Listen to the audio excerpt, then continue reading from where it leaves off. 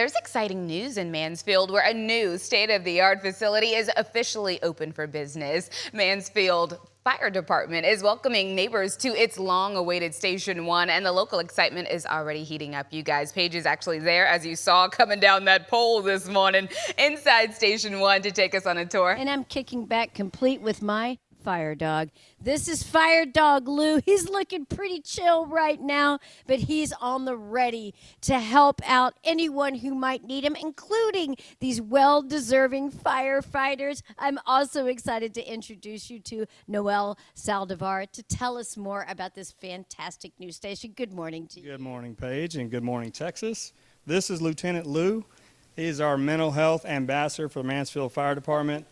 We got him about 4 months ago.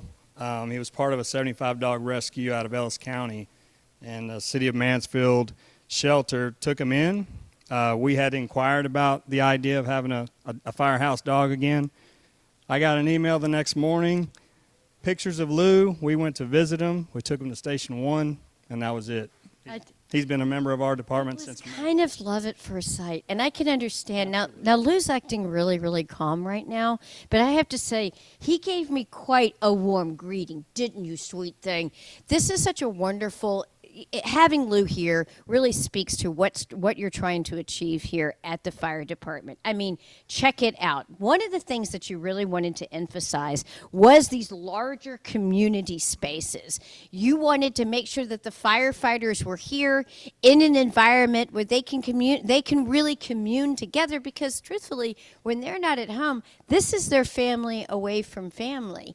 And it's extraordinary just to see what kind of efforts went into it. I'm now excited to introduce you to Travis James. He is the battalion chief here for the paramedic unit. This is something else. It's surely something that you're proud of. Yeah, good morning, Paige. Yeah, we're absolutely proud of this station. Obviously, the large living spaces allow our crews to hang out during the day when they're not interacting on runs and stuff like that. So, yeah, we're super excited about it. And it's so state of the art. It's something to be absolutely envied. I mean, as you can see, some of these firefighters are getting ready to prepare breakfast for the morning. Everything is just state of the art. And honestly, when you have an environment like this, it's something that kind of makes you proud. It's something that you want to, that makes you feel like you're at home. And that's so important, because these environments, let's be honest, it's intense. It can be stressful. And to have a place that you can call home, especially with Lou waiting for you at the door, that's pretty special. Absolutely. That is one thing that Lou brings to the table, is the home feel, or to the station is the home feel. Allows, interaction with him in between calls. This, with the design of the station, we've tried to make it have a homey feel. So we're absolutely proud of it. I don't blame you. And I also want to give our viewers an opportunity to see some of the other amenities. We have some video, and the first thing you're going to see is what the building looks like outside. It makes a statement. It also speaks to the community of Mansfield. They have been such huge supporters of you in erecting and building this beautiful facility. You have so many different amenities here, including a state-of-the-art gym, dog run, you name it, it's here. We've got it here in Mansfield, Texas. If you want to be a part of a department and a city that supports you, this is what it's about. This is a state-of-the-art facility. It's a timeless structure, and it speaks to the support of our city and our leadership and our citizens for giving us the top-of-the-line amenities and resources. And I think that having that there, and also just seeing the beautiful options that exist out here in Mansfield, knowing that this is a resource for people to come and enjoy. You welcome visitors to the fire station. It is a working fire station, but it also is something, it's a point of pride here in Mansfield. And as you saw at the very beginning of the show, I was able to slide down this pole. We have got the professionals that are going to show you really how it's done, because I think that my pole ride may have been a little bit too long. So gentlemen, why don't we really show it how it's done with these 2 fire poles? Here we go. That's pro. That's how you do it.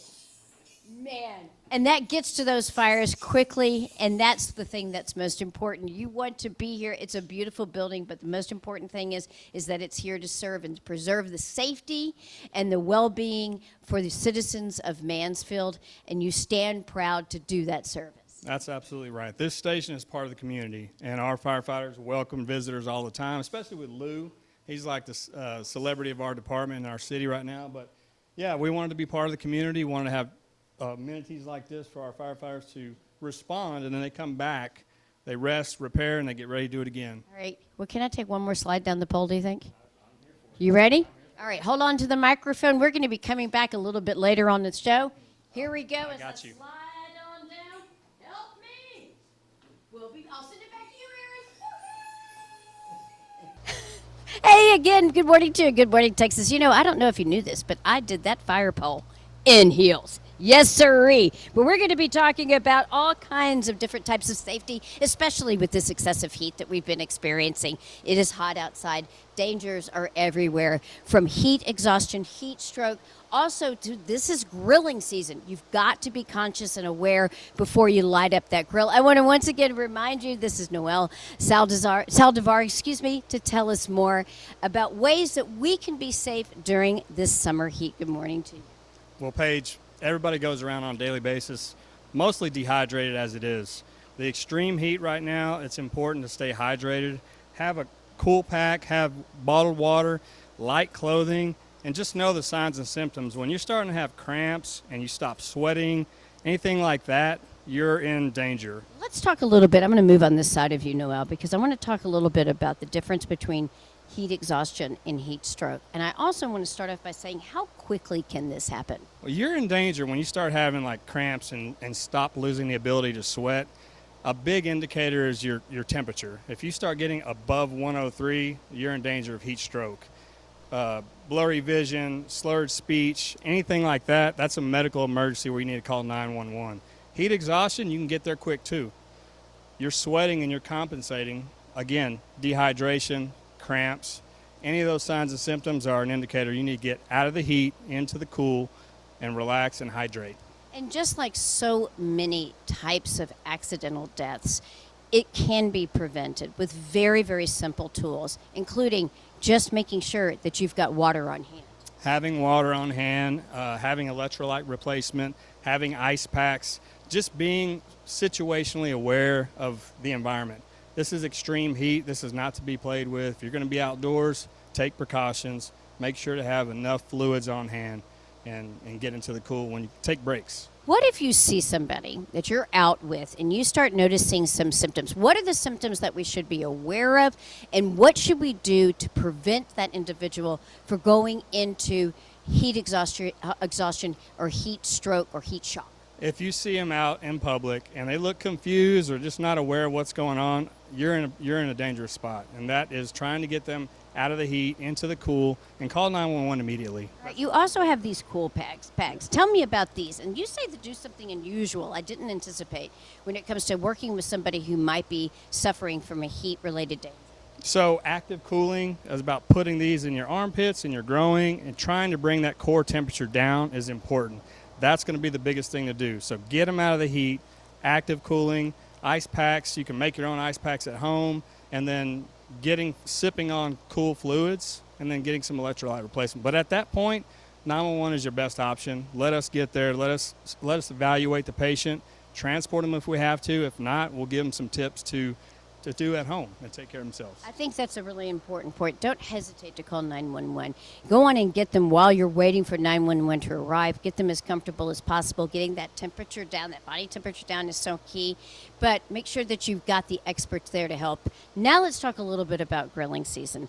This is something that we all do. We Texans, we love our barbecues, but there are some basic things that we need to have on hand. This is, again, Travis James to tell us more, and you say number one is a fire extinguisher.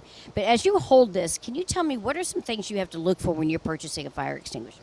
When you're purchasing an extinguisher, a good extinguisher to have is one that's A, B, and C extinguisher, normally £5 for a residence. A Class A fire is ordinary combustibles, B is for flammable liquids, and C is for electrical. So it's kind of an all hazards approach to something that you may see in a residential fire. Okay, so you have to make sure that you're watching the grade to find out. So does one fire extinguisher have all of those capabilities? Correct. This fire extinguisher is a ABC extinguisher. And so you can find these at your big box stores, the Home Depots, the Lowe's, any hardware store. Where should you have these at all times? Good practice, just for a generalized thing, is in the kitchen or in the garage is two good locations for it. What about in your vehicle? That's a good practice too. Let's also talk about heat in vehicles. Noelle, something that people, unfortunately, every year we hear these tragic stories. Children are left in the back seats of cars. They might fall asleep. Parents aren't aware. It can be tragic. It could have really deadly consequences. Those are tragic situations that unfortunately we respond to. Being situationally aware, again, is key. Understanding where you're going, what you're doing, having your kids, taking care of your kids is the most important thing. When we're called to these emergencies, or sometimes kids locked in a vehicle, or even pets locked in a vehicle, they're in danger. And so we're going to get there and do the best we can, but situationally aware is the key. These are such key points. I want to thank you, gentlemen, and I want to thank you so much for letting me slide down the fire pole. That was very good, and that was not planned. It wasn't planned at all. I didn't know until I did it. I amazing. absolutely did not know. Can I tell you a secret? I haven't done it yet. So I did it before he did. did. All right, we got more GMT to come. Stay tuned. We're going to be right back.